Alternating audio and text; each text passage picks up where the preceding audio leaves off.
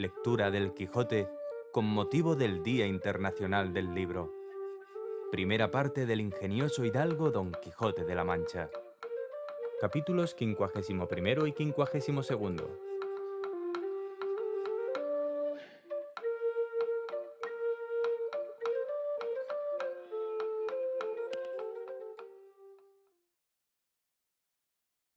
La fama de su belleza se comenzó a extender por todas las circunvecinas aldeas. ¿Qué digo yo por las circunvecinas no más? Si se extendió a las apartadas ciudades y aún se entró por las salas de los reyes y por los oídos de todo género de gente que, como a cosa rara o como a imagen de milagros, de todas partes a verla venían.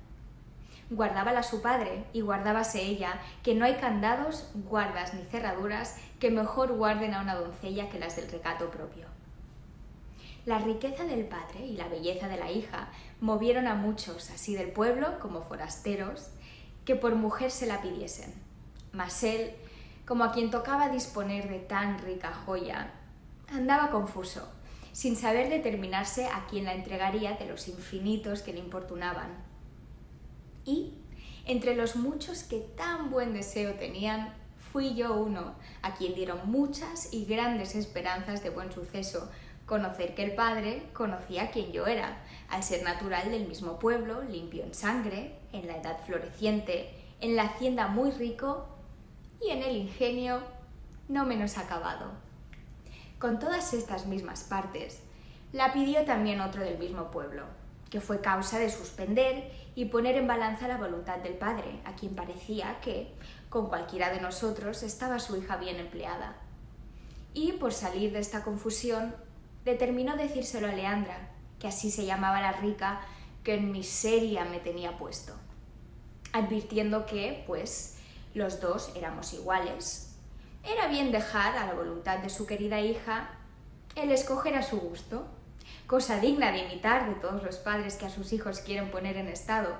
No digo yo que los dejen escoger en cosas ruines y malas, sino que se las propongan buenas, y de las buenas que escojan a su gusto. No había tierra en todo el orbe que no hubiese visto, ni batalla donde no se hubiese hallado. Había muerto más moros que tiene Marruecos y Túnez, y entrado en más singulares desafíos, según él decía, que Gante y Luna, Diego García de Paredes y otros 1000 que nombraba. Y de todos había salido con victoria sin que le hubiesen derramado una sola gota de sangre. Por otra parte, mostraba señales de heridas que, aunque no se divisaban, nos hacía entender que eran arcabuzazos dados en diferentes reencuentros y facciones. Finalmente, con una no vista arrogancia, llamaba de vos a sus iguales y a los mismos que le conocían, y decía que su padre era su brazo, su linaje, sus obras, y que debajo de ser soldado, al mismo rey no debía nada. Añadírsele a estas arrogancias ser un poco músico y tocar una guitarra a lo rasgado, de manera que decían algunos que la hacía hablar. Pero no pararon aquí sus gracias, que también la tenía de poeta, y así, de cada niñería que pasaba en el pueblo componía un romance de legua y media de escritura. Este soldado, pues, que aquí he pintado, este Vicente de la Rosa, este bravo, este galán, este músico, este poeta fue visto y mirado muchas veces de Leandra, desde una ventana de su casa que tenía la vista a la plaza. Enamoróla el oropel de sus vistosos trajes, encantáronla sus romances, que de cada uno que componía daba 20 traslados, llegaron a sus oídos las hazañas que él de sí mismo había referido, y finalmente, que así el diablo lo debía de tener ordenado, ella se vino a enamorar de él, antes que en él naciese presunción de solicitalla. Y, como en los casos de amor, no hay ninguno que con más facilidad se cumpla que aquel que tiene de su parte el deseo de la dama. Con facilidad se concertaron Leandra y Vicente, y primero que alguno de sus muchos pretendientes cayesen en la cuenta de su deseo, ya ella le tenía cumplido.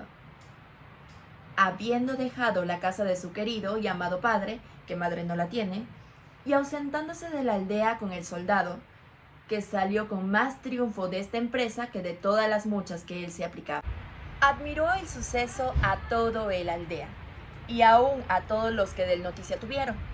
Yo quedé suspenso, Anselmo atónito, el padre triste, sus parientes afrentados, solicita la justicia, los cuadrilleros listos tomáronse los caminos, escudriñáronse los bosques, y cuanto había, y al cabo de 3 días, hallaron a la antojadiza Leandra en una cueva de un monte, desnuda en camisa, sin muchos dineros y preciosísimas joyas que de su casa había sacado.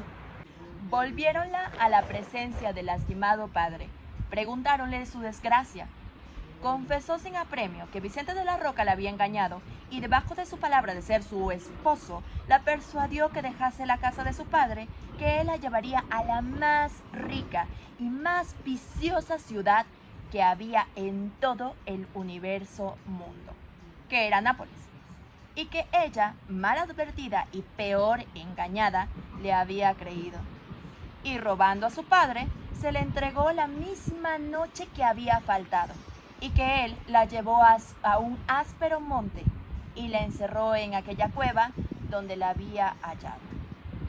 Contó también cómo el soldado, sin quitarle su honor, le robó cuanto tenía y la dejó en aquella cueva y se fue. Suceso que de nuevo puso en admiración a todos. Oh. Duro se nos hizo de creer la continencia del mozo, pero ella lo afirmó con tantas veras que fueron parte para que el desconsolado padre se consolase, no haciendo cuenta de las riquezas que le llevaban, pues le habían dejado a su hija con las joyas que, si una vez se pierden, no deja esperanza de que jamás se cobren. El mismo día que pareció Leandra, la despareció su padre de nuestros ojos y la llevó a encerrar en un monasterio de una villa que está aquí cerca, esperando que el tiempo gaste alguna parte de la mala opinión en que su hija se puso. Los pocos años de Leandra sirvieron de disculpa de su culpa, a lo menos con aquellos que no les iba algún interés en que ella fuese mala o buena. Pero los que conocían su discreción y mucho entendimiento no atribuyeron a ignorancia su pecado, sino a su desenvoltura y a la natural inclinación de las mujeres, que por la mayor parte suele ser desatinada y mal compuesta. Encerrada Leandra, quedaron los ojos de Anselmo ciegos, a lo menos sin tener cosa que mirar que contento le diese. Los míos en tinieblas, sin luz que a ninguna cosa de gusto les encaminase. Con la ausencia de Leandra crecía nuestra tristeza, apocábase nuestra paciencia, maldecíamos las galas del soldado y abominábamos del poco recato del padre de Leandra. Finalmente, Anselmo y yo nos concertamos de dejar el aldea y venirnos a este valle, donde él, apacentando una gran cantidad de ovejas suyas propias, y yo un numeroso rebaño de cabras, también mías, pasamos la vida entre los árboles, dando vida a nuestras pasiones, o cantando juntos alabanzas o vituperios de la hermosa Leandra, o suspirando solos y a solas comunicando con el cielo nuestras querellas. A imitación nuestra, otros muchos de los pretendientes de Leandra se han venido a estos ásperos montes, usando el mismo ejercicio nuestro, y son tantos que parece que este sitio se ha convertido en la pastoral Arcadia, según está colmo de pastores y de apriscos, y no hay parte en él donde no se oiga el nombre de la hermosa Leandra. Este la maldice y la llama antojadiza, varia y deshonesta, aquel la condena por fácil y ligera. Tal absuelve y perdona, y tal la justicia y vitupera. Uno celebra su hermosura, otro reniega de su condición, y en fin, todos la deshonran y todos la adoran, y de todos se extiende a tanto la locura, que hay quien se queje de desdén sin haberla jamás hablado, y aun quien se lamente y sienta la rabiosa enfermedad de los celos, que ella jamás dio a nadie, porque, como ya tengo dicho, antes se supo su pecado que su deseo. No hay hueco de peña, ni margen de arroyo, ni sombra de árbol que no esté ocupada de algún pastor que sus desventuras a los aires cuente. El eco repite el nombre de Leandra donde quiera que pueda formarse. Leandra. Leandra resuena en los montes. Leandra murmura en los arroyos. Y Leandra nos tiene a todos suspensos y encantados, esperando sin esperanza y temiendo sin saber de qué tememos. Entre estos disparatados, el que muestra que menos y más juicio tiene es mi competidor Anselmo, el cual, teniendo tantas otras cosas de qué quejarse, solo se queja de ausencia. Y al son de un rabel, que admirablemente toca, con versos donde muestra su buen entendimiento, cantando se queja. Yo sigo otro camino más fácil, y a mi parecer el más acertado, que es decir mal de la ligereza de las mujeres. de su doble trato, de sus promesas muertas, de su fe rompida y finalmente del poco discurso que tienen en saber colocar sus pensamientos e intenciones que tienen. Y esta fue la ocasión, señores, de las palabras y razones que dije a esta cabra cuando aquí llegué. Que por ser hembra la tengo en poco, aunque es la mejor de mi apero. Esta es la historia que prometí contaros. Si he sido en contarla prolijo, no seré más corto en serviros. Cerca de aquí tengo mi majada, y en ella tengo fresca leche y sabrosísimo queso, con otras varias y sazonadas frutas, no menos a la vista que al gusto agradables. De la pendencia que Don Quijote tuvo con el cabrero, con la rara aventura de los desceplinantes, a quien dio feliz fin a costa de su sudor. General gusto causó el cuento del cabrero a todos los que escuchádole habían. Especialmente le recibió el canónigo, que con extraña curiosidad notó la manera con que le había contado, tan lejos de parecer rústico cabrero, cuán cerca de mostrarse discreto cortesano. Y así dijo que había dicho muy bien el cura en decir que los montes criaban letrados. Todos se ofrecieron a Eugenio, pero el que más se mostró liberal en esto fue Don Quijote, que le dijo: «Por cierto, hermano cabrero, que si yo me hallara posibilitado de poder comenzar alguna aventura, que luego me pusiera en camino, porque vos la tuviérades buena, que yo sacara del monasterio, donde, sin duda alguna, debe de estar contra su voluntad a Leandra, a pesar de la abadesa y de cuantos quisieran estorbarlo, y os la pusiera en vuestras manos, para que hiciera desde ella a toda vuestra voluntad y talante, guardando, pero, las leyes de la caballería, que mandan que a ninguna doncella se le sea fecho desaguisado alguno, aunque yo espero en Dios nuestro Señor, que no ha de poder tanto la fuerza de un encantador malicioso que no pueda más la de otro encantador mejor intencionado. Y para entonces os prometo mi favor y ayuda, como me obliga mi profesión, que no es otra sino es favorecer a los desvalidos y menesterosos». Miróle el cabrero, y como vio a Don Quijote de tan mal pelaje y catadura, admiróse y preguntó al barbero que cerca de sí tenía: «Señor, ¿quién es este hombre que tal talle tiene y de tal manera habla?» «¿Quién ha de ser?», respondió el barbero, «sino el famoso Don Quijote de la Mancha, desfacedor de agravios, enderezador de tuertos, el amparo de las doncellas, el asombro de los gigantes y el vencedor de las batallas». «Eso me semeja», respondió el cabrero, «a lo que se lee en los libros de caballeros andantes, que hacían todo eso que de este hombre vuestra merced dice, puesto que para mí tengo, o que vuestra merced se burla, o que este gentil hombre debe de tener vacíos los aposentos de la cabeza». «Sois un grandísimo bellaco», dijo a esta sazón Don Quijote, «y vos sois el vacío y el menguado, que yo estoy más lleno que jamás lo estuvo la muy de puta que os parió». Y diciendo y haciendo, arrebató de un pan que junto a sí tenía y dio con él al cabrero en todo el rostro con tanta furia que le remachó las narices.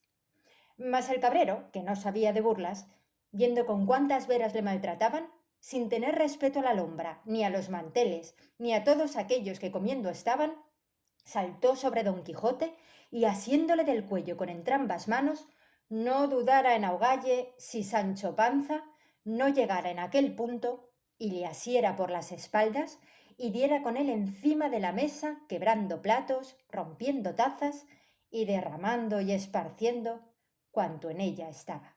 Don Quijote, que se vio libre, acudió a subirse sobre el cabrero, el cual, lleno de sangre el rostro, molido a coces de Sancho, andaba buscando a gatas algún cuchillo de la mesa para hacer alguna sanguinolienta venganza.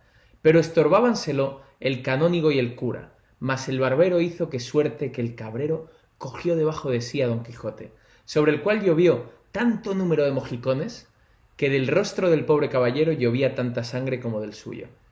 Reventaban de risa el canónigo y el cura, saltaban los cuadrilleros de gozo, zuzaban los unos y los otros, como hacen los perros cuando en pendencia estaban trabados. Solo Sancho Panza se desesperaba, porque no se podía desasir de un criado del canónigo, que le estorbaba que a su amo no ayudase. En resolución, estando todos en regocijo y fiesta, sino los dos aporreantes que se carpían, oyeron el son de una trompeta, tan triste que les hizo volver los rostros hacia donde les pareció que sonaba. Pero el que más se alborotó de oírle fue Don Quijote, el cual, aunque estaba debajo del cabrero, harto contra su voluntad y más que medianamente molido, le dijo: «Hermano demonio, que no es posible que dejes de serlo, pues has tenido valor y fuerzas para sujetar las mías. Ruégote que hagamos treguas, no más de una por hora, porque el doloroso son de aquella trompeta que a nuestros oídos llega, me parece que alguna nueva aventura me llama». El cabrero, que ya está cansado de moler y ser molido, le dejó luego, y Don Quijote se puso en pie, volviendo a sí mismo el rostro a donde el son se oía, y vio a deshora que por un recuesto bajaban muchos hombres vestidos de blanco, a modo de disciplinantes. ¿A dónde va, señor Don Quijote? ¿Qué demonios lleva en el pecho que le incitan a ir contra nuestra fe católica? Advierta, malaya yo, que aquella es procesión de disciplinantes y que aquella señora que llevan sobre la peana es la imagen benditísima de la Virgen sin mancilla. Mire, señor, lo que hace, que por esta vez se puede decir que no es lo que sabe. Fatigóse en vano Sancho, porque su amo iba tan puesto en llegar a los ensabanados y en librar a la señora enlutada que no oyó palabra, y aunque la oyera no volviera si el rey se lo mandara.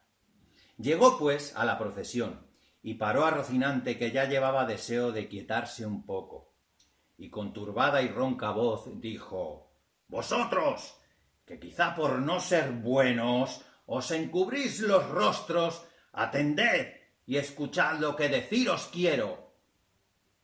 Los primeros que se detuvieron fueron los que la imagen llevaban, y uno de los 4 clérigos que cantaban las ledanías, viendo la extraña catadura de Don Quijote, la flaqueza de Rocinante y otras circunstancias de risa que notó y descubrió en Don Quijote, le respondió diciendo: «Señor hermano, si nos quiere decir algo, dígalo presto, porque se van estos hermanos abriendo las carnes y no podemos ni es razón de que nos detengamos a oír cosa alguna, si ya no es tan breve que en 2 palabras se diga».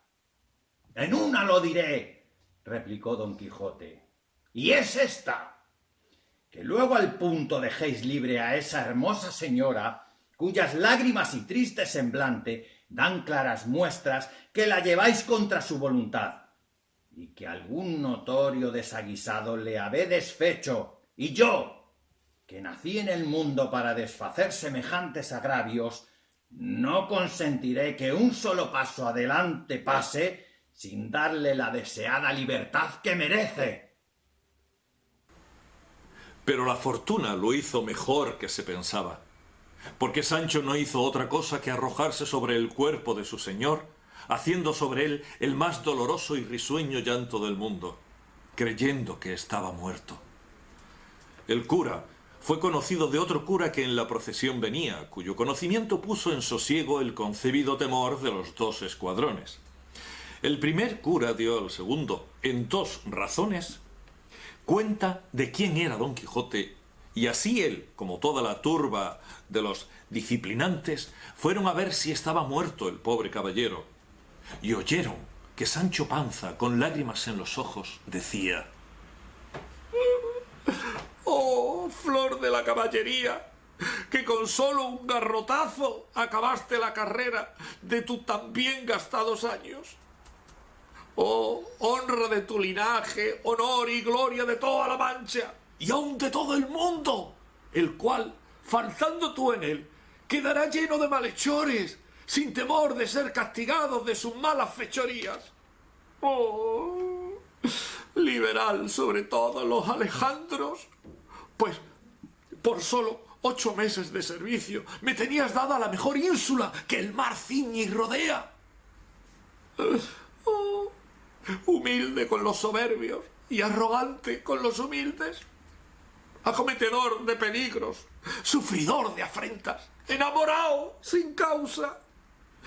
Ay, imitador de los buenos, azote de los malos, enemigo de los ruines. En fin, caballero andante, que es todo lo que decir se puede.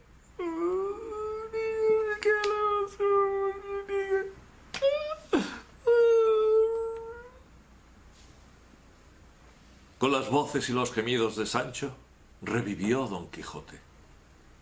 Y la primera palabra que dijo fue: el que de vos vive ausente, dulcísima Dulcinea, a mayores miserias que estas está sujeto.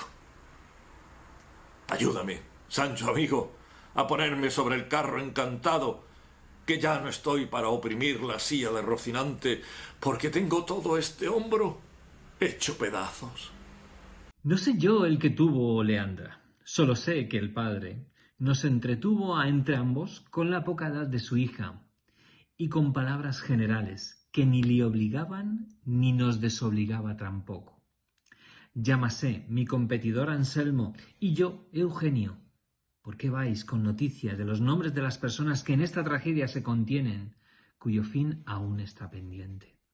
Pero bien se deja entender que será desastrado. En esta sazón vino a nuestro pueblo un Vicente de la Rosa, hijo de un pobre labrador del mismo lugar, el cual Vicente venía de las Italias y de otras diversas partes de ser soldado. Llévole de nuestro lugar siendo muchacho de hasta 12 años.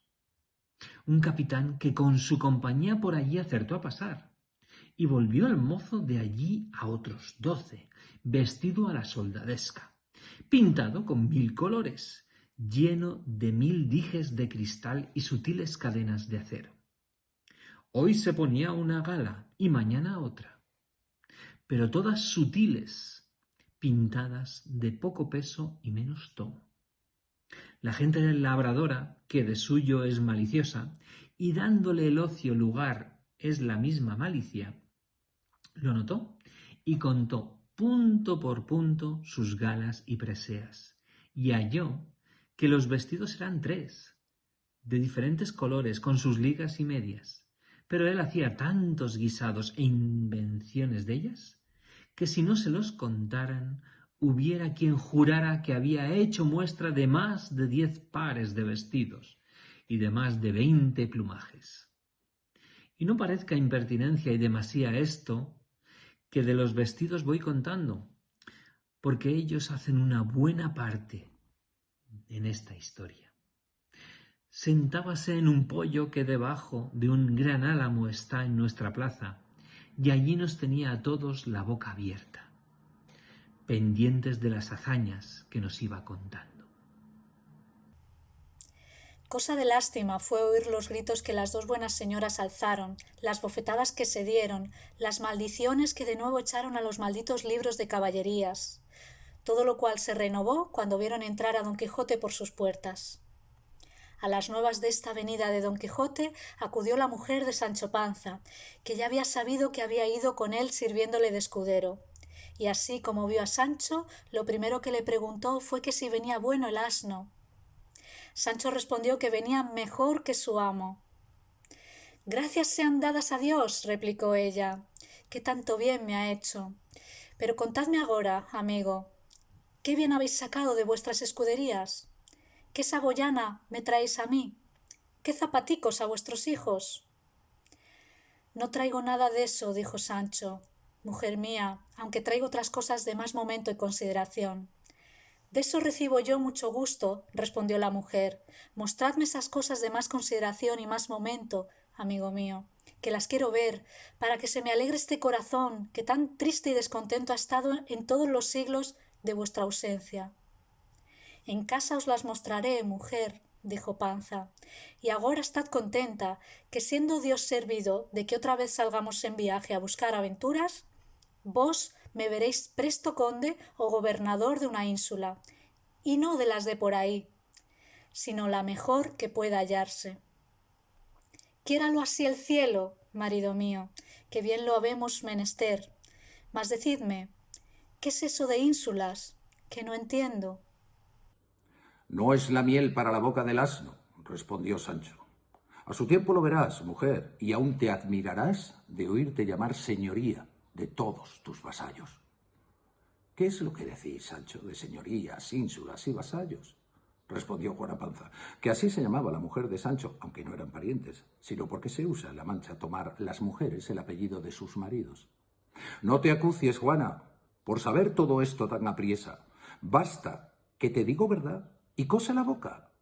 Solo te sabré decir, así de paso, que no hay cosa más gustosa en el mundo que ser un hombre honrado, escudero de un caballero andante, buscador de aventuras.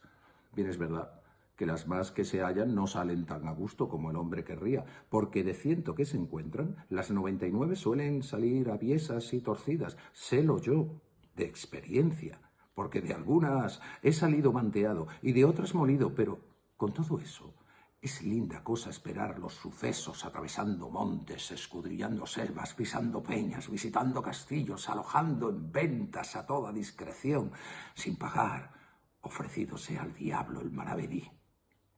Todas estas pláticas pasaron entre Sancho Panza y Juana Panza, su mujer, en tanto que el ama y sobrina de Don Quijote le recibieron y le desnudaron y le tendieron en su antiguo lecho. Mirábalas él con ojos atravesados y no acababa de entender en qué parte estaba. El cura encargó a la sobrina tuviese gran cuenta con regalar a su tío y que estuviesen alerta de que otra vez no se les escapase, contando lo que había sido menester para traelle a su casa. Aquí alzaron las dos de nuevo los gritos al cielo. Allí se renovaron las maldiciones de los libros de caballerías. Allí pidieron al cielo que confundiese en el centro del abismo a los autores de tantas mentiras y disparates. Finalmente, ellas quedaron confusas y temerosas de que se habían de ver sin su amo y tío en el mismo punto que tuviese alguna mejoría. Y sí, fue como ellas se lo imaginaron. Pero el autor de esta historia, puesto que con curiosidad y diligencia ha buscado los hechos que Don Quijote hizo en su tercera salida, no ha podido hallar noticia de ellas, a lo menos por escrituras auténticas. Solo la fama ha guardado en las memorias de la Mancha que Don Quijote, la tercera vez que salió de su casa, fue a Zaragoza, donde se halló en unas famosas justas que en aquella ciudad hicieron, y allí le pasaron cosas dignas de su valor y buen entendimiento. Ni de su fin y acabamiento pudo alcanzar cosa alguna, ni la alcanzara ni supiera si la buena suerte no le deparara un antiguo médico que tenía en su poder una caja de plomo que, según él dijo, se había hallado en los cimientos derribados de una antigua ermita que se renovaba, en la cual caja se habían hallado unos pergaminos escritos con letras góticas, pero en versos castellanos, que contenían muchas de sus hazañas y daban noticia de la hermosura de Dulcinea del Toboso, de la figura de Rocinante, de la fidelidad de Sancho Panza y de la sepultura del mesmo Don Quijote, con diferentes epitafios y elogios de su vida y costumbres. Y los que se pudieron leer y sacar en limpio fueron los que aquí pone el fidedigno autor de esta nueva y jamás vista historia.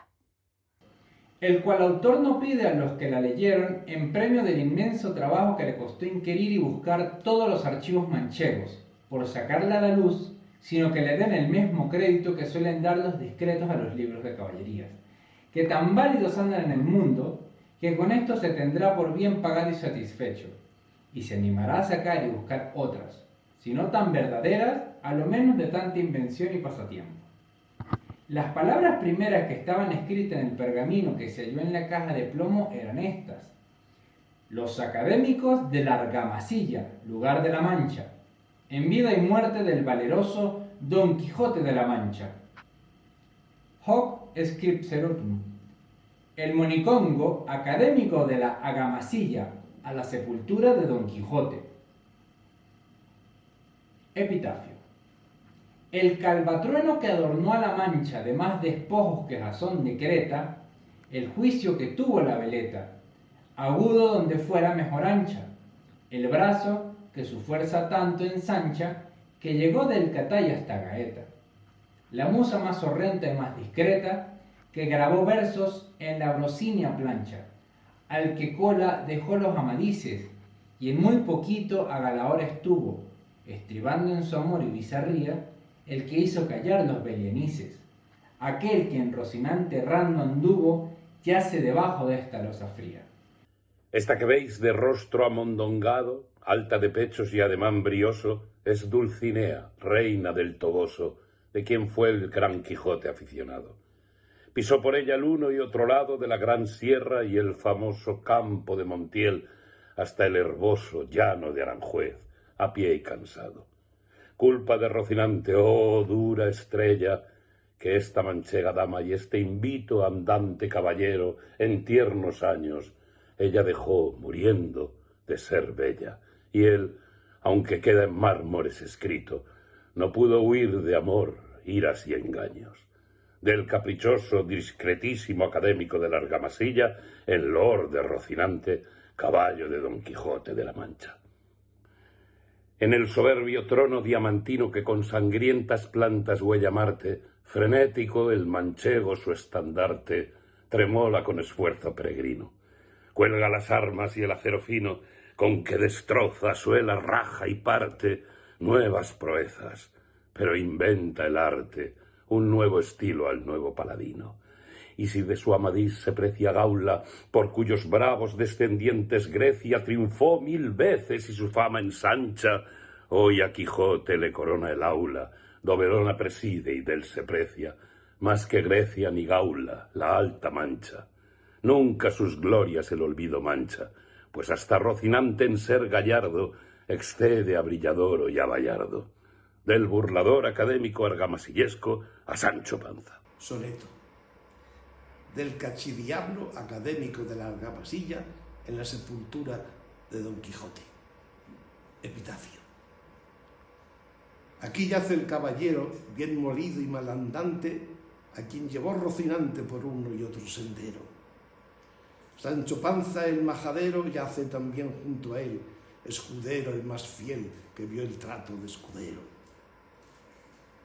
Del tiquitoc académico de la Argamasilla en la sepultura de Dulcinea del Toboso. Reposa aquí Dulcinea, y aunque de carnes rolliza, la volvió en polvo y ceniza la muerte espantable y fea. Fue de castiza ralea y tuvo asomos de dama. Del gran Quijote fue llama y fue gloria de su aldea. Estos fueron los versos que se pudieron leer. Los demás, por estar carcomida la letra, se entregaron a un académico para que por conjeturas los declarase. Tínese noticia que lo ha hecho a costa de muchas vigilias y mucho trabajo, y que tiene intención de sacarlos a luz con esperanza de la tercera salida de Don Quijote. Forsi altro canterà con miglio plectio. Eso haré yo de muy buena gana, señor mío, respondió Sancho.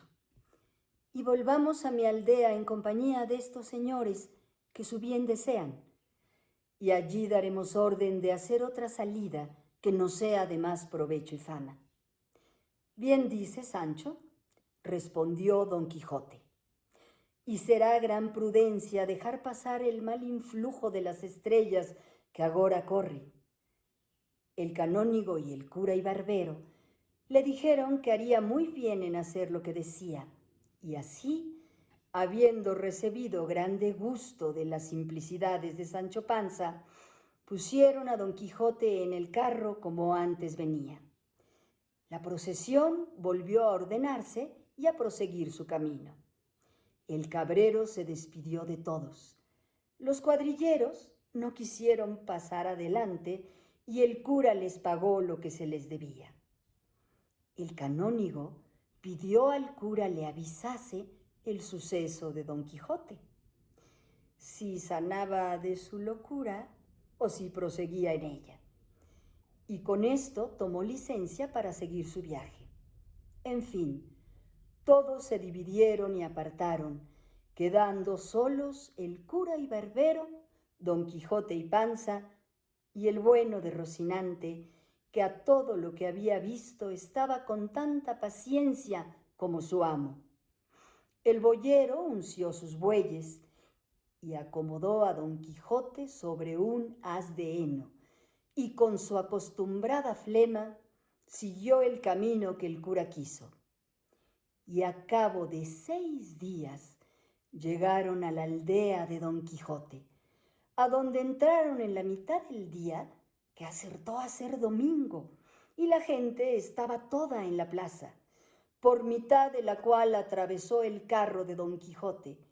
Acudieron todos a ver lo que en el carro venía, y cuando conocieron a su compatriota, quedaron maravillados.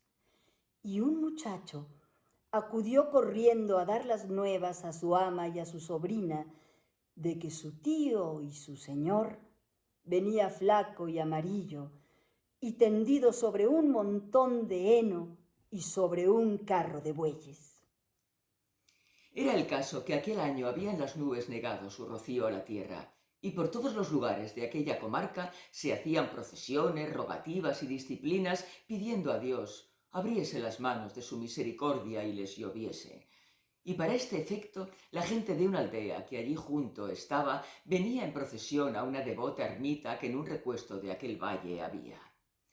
Don Quijote, que vio los extraños trajes de los disciplinantes sin pasarle por la memoria las muchas veces que los había de haber visto, se imaginó que era cosa de aventura y que a él solo tocaba como caballero andante el acometerla. Y confirmóle más esta imaginación pensar que una imagen que traían cubierta de luto fuese alguna principal señora que llevaban por fuerza aquellos follones y descomedidos malandrines, y como esto le cayó en las mientes, con gran ligereza arremetió a Rocinante, que paciendo andaba, quitándole del arzón el freno y la adarga, y en un punto le enfrenó, y pidiendo a Sancho su espada, subió sobre Rocinante y embrazó su adarga y dijo en alta voz a los que presentes estaban: «Agora, valerosa compañía, veredes cuánto importa que haya en el mundo caballeros que profesan la orden de la andante caballería. Agora digo que veredes en la libertad de aquella buena señora que allí va cautiva, si se han de estimar los caballeros andantes». Y en diciendo esto, apretó los muslos a Rocinante porque espuelas no las tenía, y a todo galope, porque carrera tirada no se lee en toda esta verdadera historia que jamás la diese Rocinante, y se fue a encontrar con los disciplinantes. Bien que fuera el cura y el canónigo y el valvero a detenelle, mas no les fue posible, ni menos le detuvieron las voces que Sancho le daba diciendo: En estas razones cayeron todos los que las oyeron que don Quijote debía de ser algún hombre loco, y tomáronse a reír muy de gana, cuya risa fue poner pólvora a la cólera de don Quijote, porque sin decir más palabra, sacando la espada, arremetió a las andas. Uno de aquellos que las llevaban, dejando la carga a sus compañeros, salió al encuentro de don Quijote enarbolando una horquilla o bastón con que sustentaba las andas en tanto que descansaba, y recibiendo en ella una gran cuchillada que le tiró don Quijote, con que se la hizo 2 partes, con el último tercio que le quedó en la mano, dio tal golpe a don Quijote encima de un hombro por el mismo lado de la espada que no pudo cubrir el adarga contra villana fuerza, que el pobre don Quijote vino al suelo muy mal parado. Sancho Panza, que jadeando le iba a los alcances, viéndole caído, dio voces a su moledor que no le diese otro palo, porque era un pobre caballero encantado que no había hecho mal a nadie en todos los días de su vida. Mas lo que detuvo al villano no fueron las voces de Sancho, sino el ver que don Quijote no bullía pie ni mano, y así, creyendo que le había muerto, con priesa se alzó la túnica a la cinta y dio a huir por la campaña como un gamo. Ya en esto llegaron todos los de la compañía de don Quijote a donde él estaba, y más los de la profesión, que lo vieron venir corriendo, y con ellos los cuadrilleros con sus ballestas. Temieron algún mal suceso, y hicieron todos un remolino alrededor de la imagen, y, alzados los capirotes, empuñaban las disciplinas, y los clérigos los ciriales. Esperaban el asalto con determinación de defenderse, y aún ofender, si pudiesen, a sus acometedores.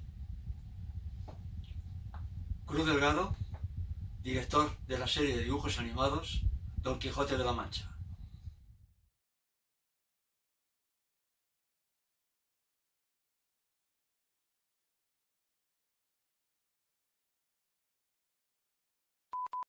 Ok, ahí, tenlo ahí. ¿Sí? A ver. Los que tiene Marruecos y Túnez y entrado en más singulares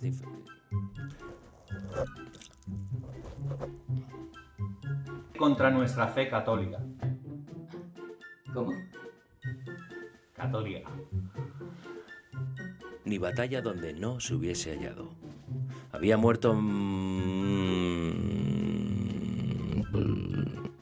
Enamoróla del oropel de sus... Me cago en su puta. Capítulo 51. Lector 663. Todavía está, no, déjalo que es más largo. Ok, ahí vamos.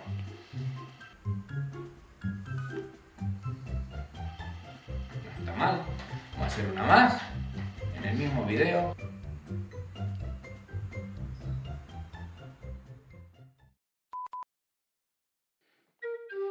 Tatira Espectáculos agradece el derroche de entusiasmo y buen hacer de todos los lectores que con su tesón, arte y gracia han dado vida a la ilustre obra de Don Quijote de la Mancha, del genial Don Miguel de Cervantes.